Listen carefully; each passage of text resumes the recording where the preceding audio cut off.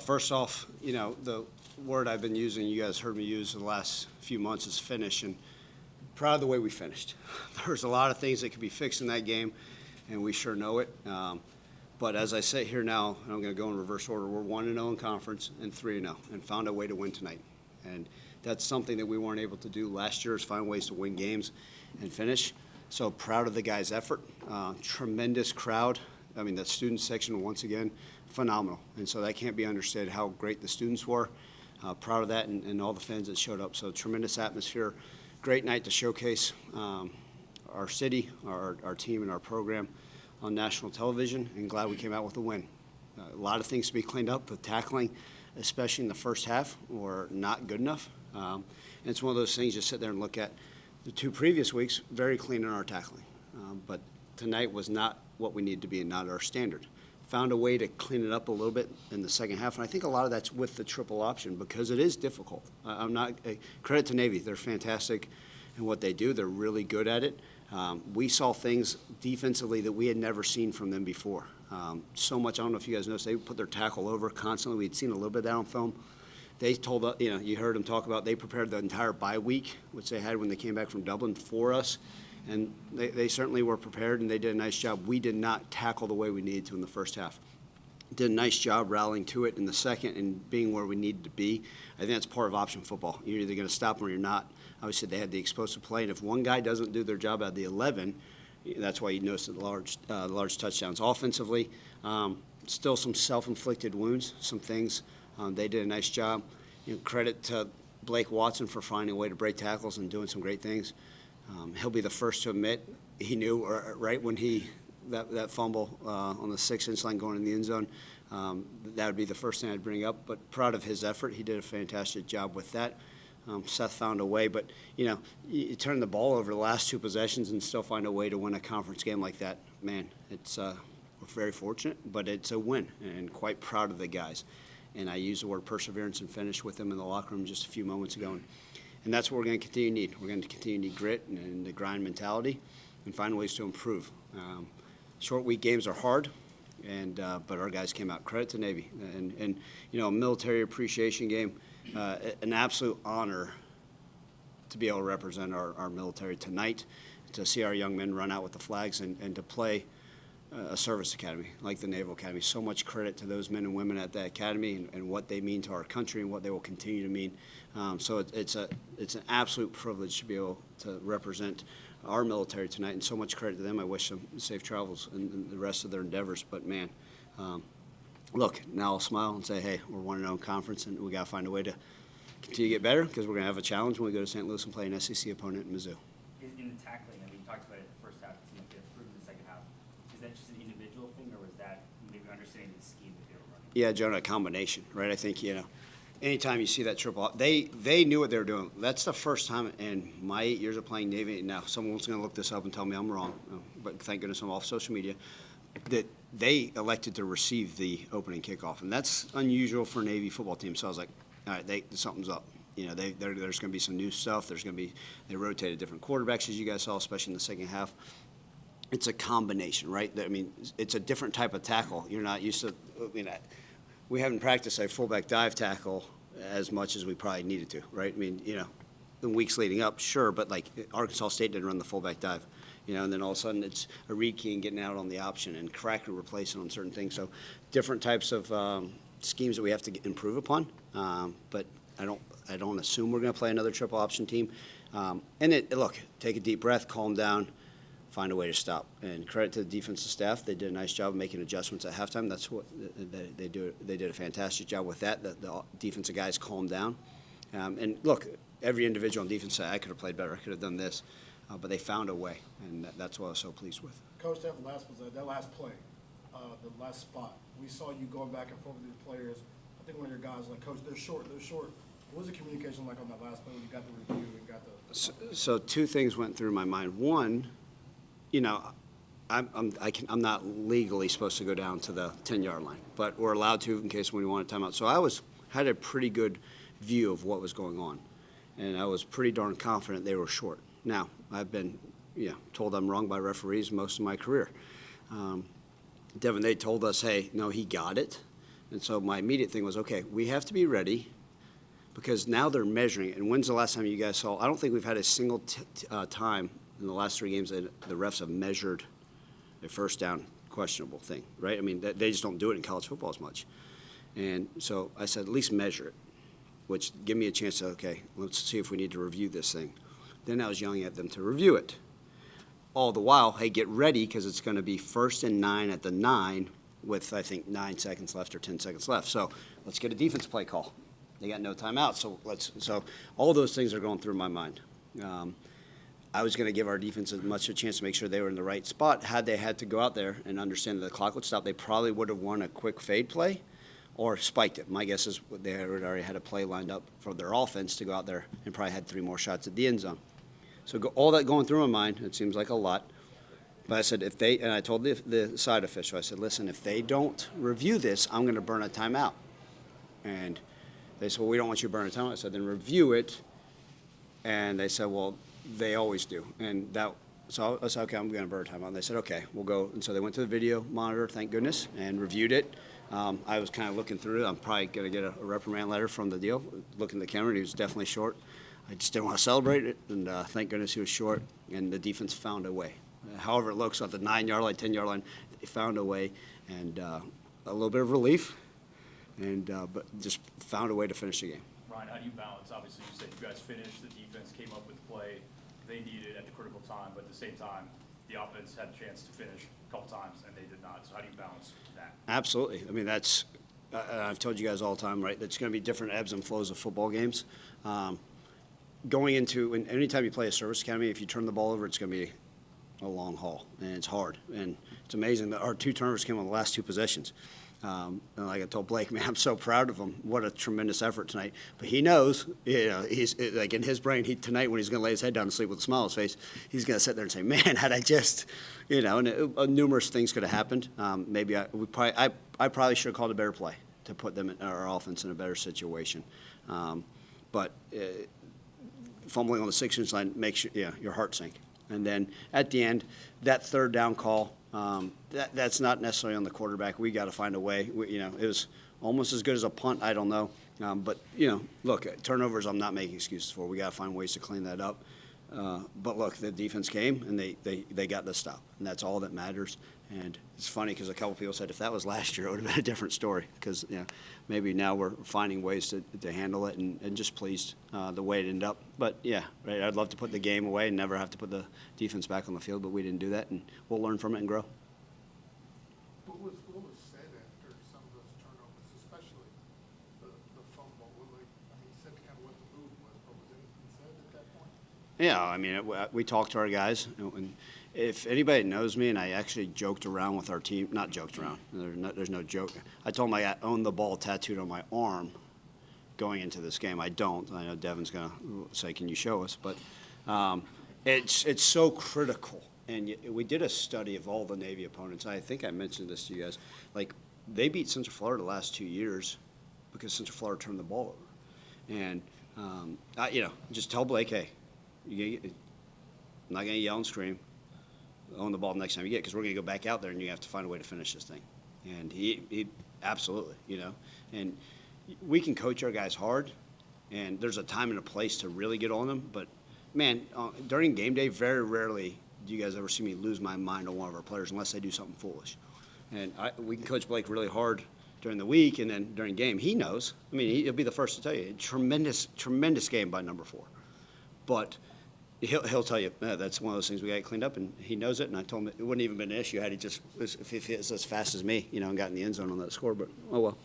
You have a pretty good memory. Where does this rank among the craziest games you've coached here? It's up there. This, the endings to these games, they're the ones that are going to shorten years off my life. But it's, look, I told you guys going into this year feels different. This year feels special. This year is going to hold on its own accord. One game will never define us, right? Like, had we lost a game, I would have told one game's not going to define us. We've got a whole season ahead of us, and they know that, right? Like, I hope we have 11 more games. So this is going to be one. I'm going to think about this one probably all the way through tomorrow. And I'll be on the road recruiting, and people are going to talk about it. But it's one I'm ready to quickly put behind me and Matt, and then move on and focus on Mizzou. Blake's performance, obviously, you talked about the fumble, but both those big runs, the first one especially, it seemed like that kind of broke the game open. Absolutely. Blake's vision, I've been around a lot of good running backs. We've had 5 there in the NFL. We've been fortunate to be around some of the best ever doing it in the NFL. Blake has some of the best vision of any running back I've ever been around. His vision is fantastic. And then what I appreciate about Blake is his feet kept turning over. He kept, even if we didn't block perfectly, he kept running his legs, right? And then he had great balance. And I was just so proud of that because that's hard to do. It's not a bag drill that we're teaching him. It's tremendous effort by him. And I guarantee in his brain, finish. And he kept running his feet and then found a way to finish the run and then break one. So, look, credit to the offense line. The tight end had a nice block on one of his long runs. The guys up front did a good job. The receivers blocking downfield. But, man, he did a tremendous job, and we have high expectations. I think he also had 6 catches as well tonight. So that kind of shows where we're going to continue to use our backs in a multitude. Coach, 3rd and 4 at the end of the game, Josh Ellison comes up with a big sack, the only one of the night. Talk about what he's brought to the table since coming here to Memphis. Yeah, Josh has been a tremendous asset. In fact, coming off field, ESPN asked me the last question, and I used it as a recruiting pitch that, man, some of these transfers are coming here and had success, and it's true. Josh came here and had the chance to start and has done a really nice job. Him and then the rest of those guys, right? And I'll be the first to say this: the defense runs through Jalen Allen, and Jalen's energy, his infectious, his leadership, his care. It's so tremendous. And guess what? I've seen Josh grow by being around Jalen Allen. And you'll say, well, isn't Josh a 5th-year senior? But, man, I just think that's what's so fun about that group on defense. They feed off each other. And it sounds corny, guys. We talked about love before the game, and I talked about love after. They all love each other. It's so much fun to be around guys that give a damn about each other, that care. And Josh has filled right into that mix, like, okay, I'm a Memphis Tiger. He doesn't even talk about this previous place. He bleeds blue. He's so happy to be here. Loves this university, loves the city, and it's so much fun watching him get in that mix with those guys. You mentioned that someone brought up to you, like, hey, maybe last year this doesn't go our way because we didn't get any breaks last year.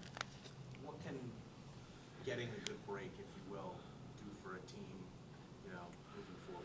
Yeah, let me adjust that horseshoe I'm sitting on. But, no, it's part of it, right? Like, and You also got the fumble was ultimately pretty fluky, to fumble on the 6-yard line like that, so. 6-inch. Yeah, 6-inch. Yeah. Maybe karma a little bit. Yeah.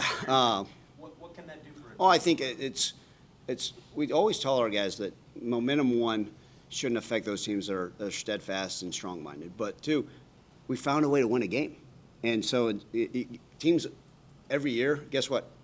I can't wait to watch college football this Saturday, even though I'll be watching Mizzou. But, there'll be 10 teams that are going to find ways to lose games. And I think that gives our guys confidence. Are we going to be out of our mind and think that we're not going to be arrogant. In fact, a lot of these guys are going to go back and say, Coach, what else can we do? And that's what's so great about this. So it's given them confidence that we can find ways to win games. It's going to show up. I don't know if it's going to show up next Saturday or in November, but it's going to show back up. And these guys are going to say, okay, hey, we can find a way. We can find a way. In fact, even when they were driving, I got on the headset and told the offense, okay, hey, minute 2 timeouts. It's going to be like a 2-minute drive on a Wednesday practice. Here we go. Yeah, and so just finding ways. But I think it gives our guys great confidence. They believe. They've always believed. But I heard someone say this: when you win games, it makes the believing a little bit easier, and the buy-in. And the buy-in's been there, but it's going to be a little bit stronger day in and day out. And I'm just so proud of it, and it just shows, the growth of the team and where we've come. What do you think of Rock's performance tonight, and was he a feature part of the game plan? Man, Rock did a great job. How about that fade ball catch? He was excited. To show big body catch up there. He had a tremendous night. Some really, really nice catches all night long, and showed what he was capable of. And look, we knew that this Navy defense, they were one of the best against the run. Obviously, we broke some runs, but normally you get a chance to catch some of the over-the-top stuff like we had in years past. They're playing pretty far off, and so some of that intermediate stuff, but he was able to find ways to get, and he's such a big-body guy. So tremendous effort by Rock tonight, and certainly deserving a lot of the credit. As you go into playing Missouri next week, taking from this game, what's the one thing, the top thing that you kind of think needs to be improved before that game? Well, I just can't say one, right? you already know, tackling has to be we'll get it cleaned up. And every defense player, they're happy for the win. They'll immediately say, we got to clean up and tackle better and be more assignment sound, no matter who we're playing. And then, right, just finding ways, because what's happened, and as media, it's hard for me to explain. We're going to see different things from different defenses, and we've got to find ways to execute at a higher level and be more consistent as an offense. Because we have the playmakers. If we can be more consistent as an offense, we have a chance to make some noise. Coach, you said Dez has been around the program a lot. He was an honorary captain. He lost a coin toss. It's all good. But whose idea was that for him to be the captain today? And was he, like, I guess, not a good lunch? Yeah, look, I met Dez when he first got to town at the St. Jude's charity deal function, and he actually, I give the young man a lot of credit, because when he came to town, he didn't know anybody, and he actually approached me and introduced himself. And anybody that's ever been around Desmond Bane knows what a gentleman, what a class act, a tremendous young man. And he actually said, "Hey, Coach, I'm new to town, and for him, a lot of people want his attention, and he knows, man, that the football coach at Memphis probably is going to steer me straight and be just a person to talk to in town." And so him and I developed a relationship. He's been by the program. He's watched our guys work out in the summer. He's come and hung out. He's just been, and all he wants to do is just be around. He's sat in my suite with my parents before. I think my dad and Des are like buddies. I don't know. It's a great thing.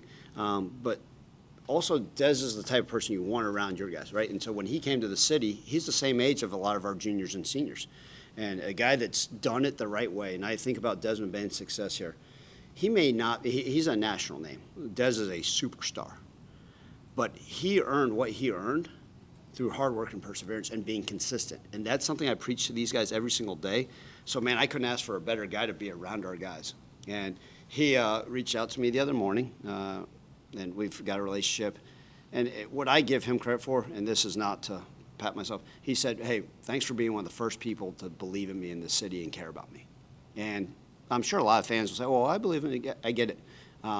But we've nothing wanted other than a mutual friendship and respect for one another. And it's great to have him here, to want to be around our guys and to do the coin toss. It was I've got to teach him how to flip the coin a little bit better. But look, he's always welcome, and he's been to a lot of our games, and he cares about these young men. I'm sure, I haven't checked my cell phone, but I know he's going to be proud of our unit that was out there and pleased with that relationship. Obviously, emotions were running really high, especially at the end. I know the teams had a little bit of words back and forth there at the end. Would you say that this game was definitely charged, like, throughout? Oh, yeah. I mean, I think, you play a game like this and you want your guys, and it's so funny because in my brain I'm sitting there saying, I want our guys to run out with their hair on fire. But this is also a game that the defense has to play under control. They have to be assignment sound. They have to be great with their eyes and the communication. And in offense, we have to go out there and execute versus all this movement, all this different things. So I was in my brain, I was like, okay, how do we get our guys to go out there and play with enthusiasm but under control? And I think the whole game we saw some chippiness. And I think that's what happens when you get to – it's a rivalry, and it's a conference game. And, man, there's some tough SOBs over there at Navy. I mean, full credit to them. They're wonderful young men, and they're going to serve our country. But, man, those guys at Navy are tough. But our guys are also tough. And so I think part of it is just, hey, we don't back down from anybody. Nothing but respect for the Naval Academy and them. Coach Newberry and I talked after. I think that's part of it. I think most of our guys were just wishing them the best of luck and safe travels home.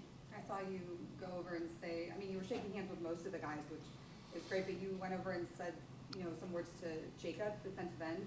Do you know him from prior, or was that just spur of the moment thing? Coaching against him, Yeah. he's a damn warrior. I mean, he is a warrior, and he's one of those. We talked about it this week on defense, right? When you respect an opponent, you know how you show them respect. You prepare, right? You prepare for that opponent. When you respect the people you go against, you prepare. And we know that everybody talks about how hard Navy works and how prepared they are. Well, we work hard and we're prepared too, but we have so much respect for them. And that young man, if you watch his film over the years, he plays so hard. And so a tremendous amount of respect for the academy, and he's just one of their many warriors. And look, I root for them. Diego Fago, the linebacker for all those years, number 54. Him and I still keep in touch of all weird things, and we had some tough battles. He's a heck of a player, but it's just that respect you have, and so much respect for our military and the academy. So that's part of it. I wish all those guys nothing but the best. Thanks, Ryan. Thank you, guys.